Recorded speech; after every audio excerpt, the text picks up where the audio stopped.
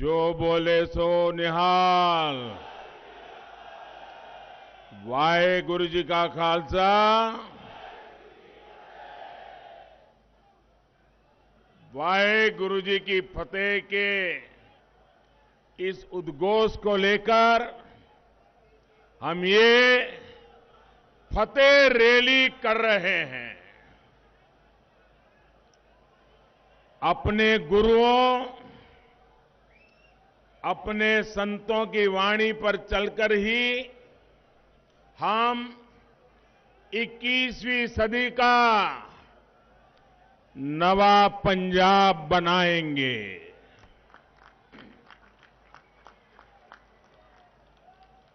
और जब मैं नवा पंजाब कह रहा हूं, मतलब हंसदा पंजाब, वसदा पंजाब, नचदा पंजाब, चढ़दा पंजाब, यही हमारा संकल्प है। मुझे विश्वास है आपका ये जोश, ये हौसला 20 तारीख को नवा पंजाब के लिए बीजेपी और एनडीए की जीत सुनिश्चित कर देगा।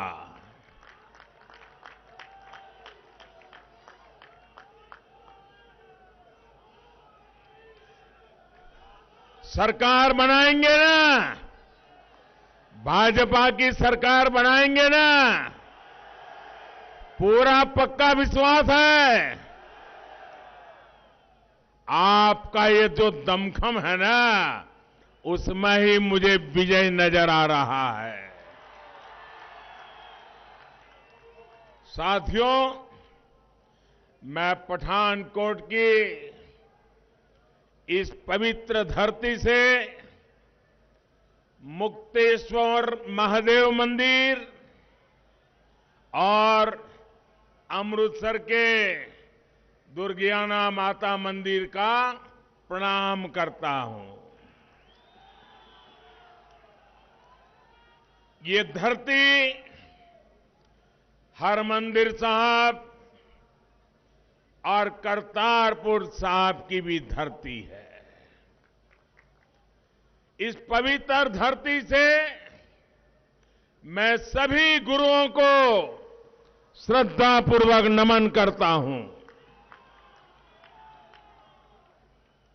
आज संत रविदास जी की भी जयंती है।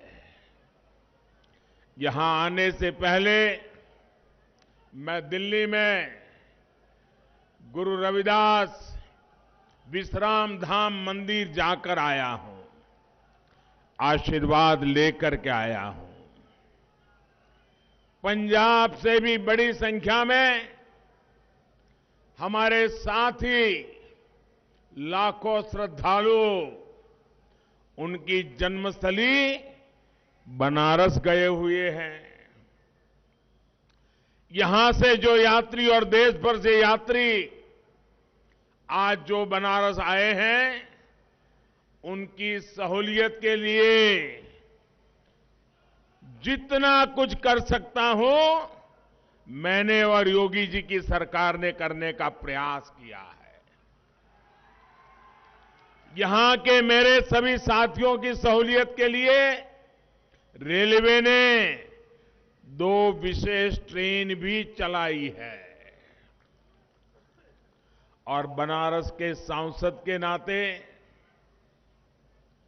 ये मेरी जिम्मेवारी बनती है कि जब आप मेरे मेहमान बने हो तो मुझसे हो सके उतना श्रद्धालुओं की सेवा करो, बनारस में उनको कोई तकलीफ न हो, उनकी जरूरी सुविधाएं मिले।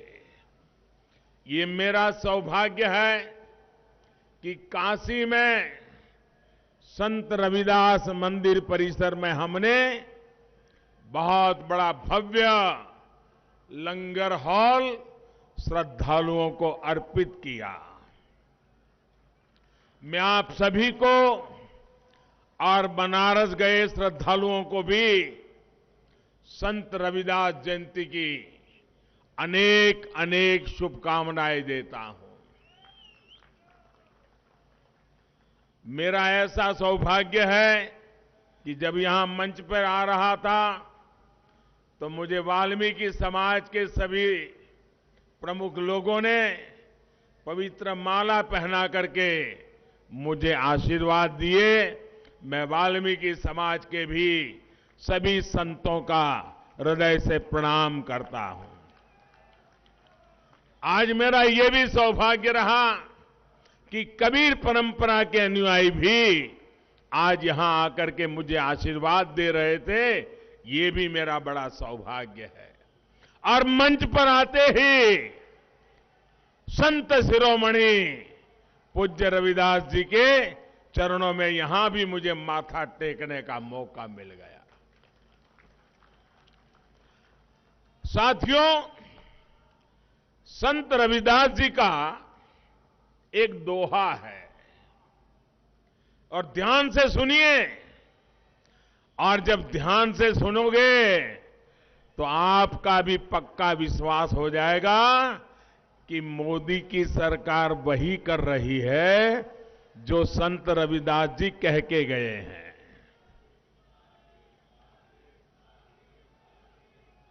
संत रविदास जी ने अपने दोहे में क्या कहा है?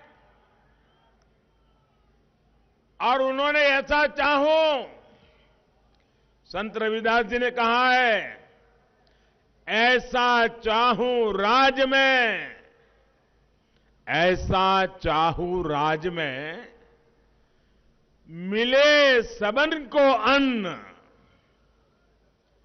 छोट बड़ो सब सम बसे, छोट बड़ो सब सम बसे, रविदास रहे प्रसन्न। संत शिरोमणि पूज्य रविदास जी ने क्या कहा था? उन्होंने कहा था, मैं एक ऐसा राजा चाहता हूं। देखिए, रविदास जी ने कहा है, मैं एक ऐसा राजा चाहता हूं जिससे राज्य में सभी को अन्न मिले, हर कोई एक समान समरस होकर रहे, और जब ऐसा होगा तो स्वाभाविक रूप से रविदास जी प्रसन्न होंगे ही। ये संत रविदास जी ने कहा है। साथियों, सबका साथ सबका विकास के मंत्र, उस मंत्र को लेकर के चल रही भाजपा का आदर्श भी संत रविदास जी के शब्दों से प्रेरणा लेकर के हम आगे बढ़ते हैं। और इसलिए हमारी सरकार के लिए गरीब का कल्याण सर्वोपरि है। आप देखिए, पूरी दुनिया में एक ऐसी महामारी आई है, ऐसी महामारी आई है, 100 साल में कभी ऐसी महामारी नहीं आई और पूरी दुनिया में फैली है। लेकिन भाजपा सरकार ने संत रविदास जी की इस भावना को प्राथमिकता दी। मिले सबको अन्न।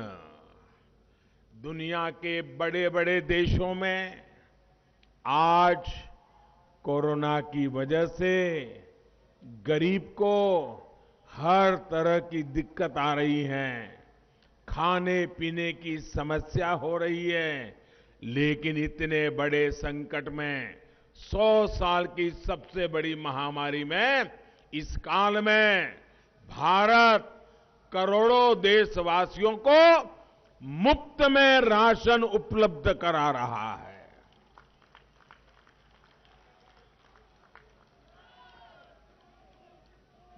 कोई भी ऐसा गरीब ना हो जिसके घर में चूल्हा न जलता हो भाई, ये काम करना मेरे लिए एक पवित्र सेवा का काम था। पंजाब के भी लाखों गरीबों को 2 साल से मुफ्त राशन मुहैया कराया जा रहा है। हमने प्रयास किया है कि महामारी के इस समय में कोई भूखा गरीब हमारे यहां गरीब भूखा न सो जाए। कोरोना की वैक्सीन भी हमारी सरकार ने मुफ्त मुहैया कराई।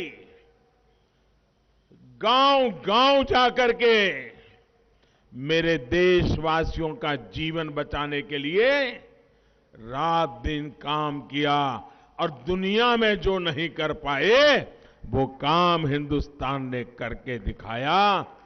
करीब करीब 95% से ज्यादा लोगों को पहला डोज तो लग ही चुका है और दूसरा डोज भी करीब करीब सबको लगने की दिशा में तेज गति से काम हो रहा है। और वैक्सीन की वजह से लोगों को कोरोना से लड़ने के लिए बहुत बड़ा सुरक्षा कवच मिला है। भाइयों बहनों, आप सबने वैक्सीन लगवाई है ना? मुझे बताइए, वैक्सीन लगवाई है ना?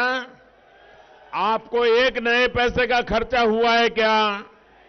आपको कोई दिक्कत हुई है क्या? मुझे बताइए, ऐसे संकट के समय ये पवित्र काम मुझे करना चाहिए था कि नहीं करना चाहिए था? देशवासियों को वैक्सीन लगनी चाहिए थी कि नहीं लगनी चाहिए थी?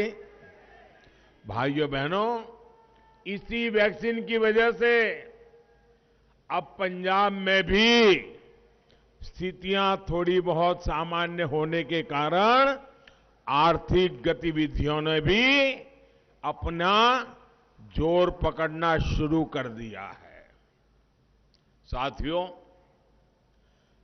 पठानकोट में मैं अभी देख रहा था, कई परिवारों से मैं हाथ उठा करके सबको नमस्ते कर रहा था। सारे पुराने लोगों के चेहरे आज मेरे सामने थे। एक साधारण कार्यकर्ता के रूप में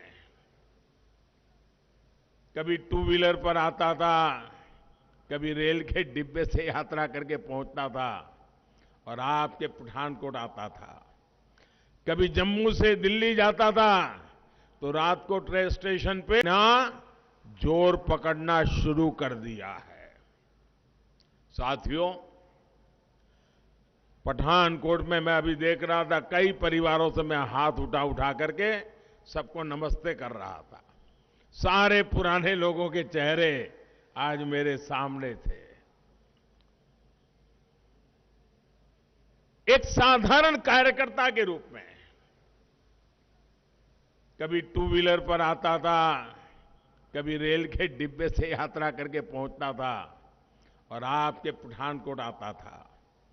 कभी जम्मू से दिल्ली जाता था तो रात को ट्रेन स्टेशन पे ये पठानकोट के अनेक परिवार मेरे लिए खाना लेकर के आते थे, मुझे टिफिन का डब्बा पहुंचाते थे। ऐसा जीवन का महत्वपूर्ण समय मैंने आप लोगों के बीच में बताया है। यहां की माताएं बहनें अपने बच्चों को कहती हैं, जहां लगेगी रज तो बढ़ेगा गज। याद है ना? इस हमारे माझा इलाके में हम सुनते हैं। यानी जैसे जैसे शरीर को मिट्टी लगेगी कद भी बढ़ेगा। माझा की इस मिट्टी ने मुझे मां जैसा प्यार दिया है, मां जैसा स्नेह दिया है। लेकिन जिस तरह से मुझे और भाजपा को जरा सुनना पड़ेगा, आज आपके घर में आया हूं, बताऊं ना? कोई कड़वी बात बताऊंगा तो बुरा नहीं लगेगा ना? ऐसा नहीं, जोर से बताइए। थोड़ा कड़वी बात बताऊं तो बुरा नहीं लगेगा ना? पक्का नहीं लगेगा ना? तो बता दो, बता दो। अब देखिए, आपके बीच में मैं इतने साल रहा, आपकी रोटी खा करके मैं बढ़ा, लेकिन जिस तरह से मुझे और भाजपा को हिंदुस्तान के अनेक राज्यों में सेवा करने का अवसर मिला, वैसा अवसर मुझे पंजाब की सेवा करने का नहीं मिला है।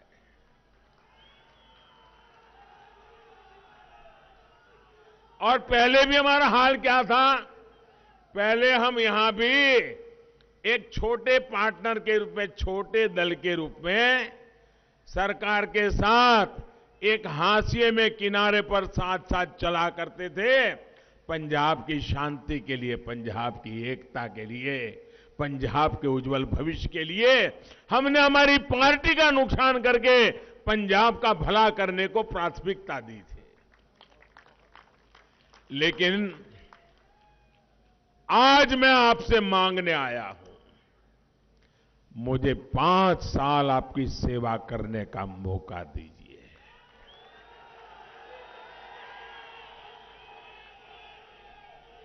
मैं आपको भरोसा देता हूं, मैं आपको भरोसा देता हूं, किसानी, व्यापार, इंडस्ट्री नो लाहेबंद बनाया जाएगा। गरीबां ते मजदूरां नू उन्हां दे एक दिते जाणगे। पंजाब नू महफूज ते चढ़दी कलावा बीच रखावे। साथियों, जनता जब भाजपा को मौका देती है, फिर न जनता हमारा हाथ छोड़ती है, न जनता हमारा साथ छोड़ती है, और न हम जनता की सेवा का काम छोड़ते हैं। हम इतने राज्यों को, जहां जहां हमको सेवा करने का मौका मिला है, जरा देख लीजिए, विकास का जो सिलसिला भाजपा की सरकार में शुरू होता है, जनता भी ऐसा साथ देती है, ऐसा साथ देती है कि कभी विकास का काम रुकता नहीं है। एक और बात भी आपने देश भर में देखी होगी, जहां एक बार भाजपा के पैर जम जाते हैं, वहां दिल्ली में बैठकर रिमोट कंट्रोल से सरकार चलाने वाले परिवार की छुट्टी हो जाती है। मतलब जहां विकास आया, जहां विकास पहुंचा, वहां वंशवाद का हुआ सफाया। जहां शांति और सुरक्षा आई, वहां तुष्टीकरण और भ्रष्टाचार की विदाई। यही विदाई इस बार पंजाब में देनी है। भाजपा के विकास, पंजाब के विकास के साथ नवा पंजाब के लिए मेहनत करने में कोई कसर भारतीय जनता पार्टी नहीं छोड़ेगी, ये मैं आपसे वायदा करने आया हूं।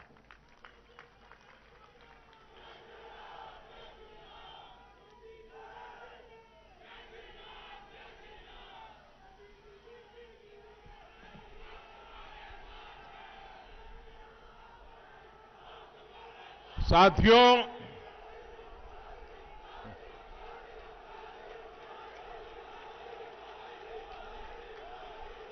आपका प्यार मेरे सर आंखों पर दोस्तों, आपका प्यार मेरे सर आंखों पर।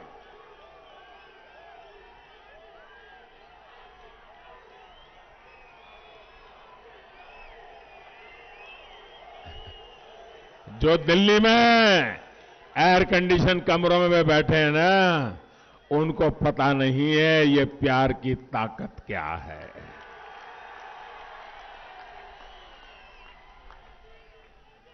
पठानकोट और मांझा की ये धरती वीरों की धरती है, वीरों की धरती है।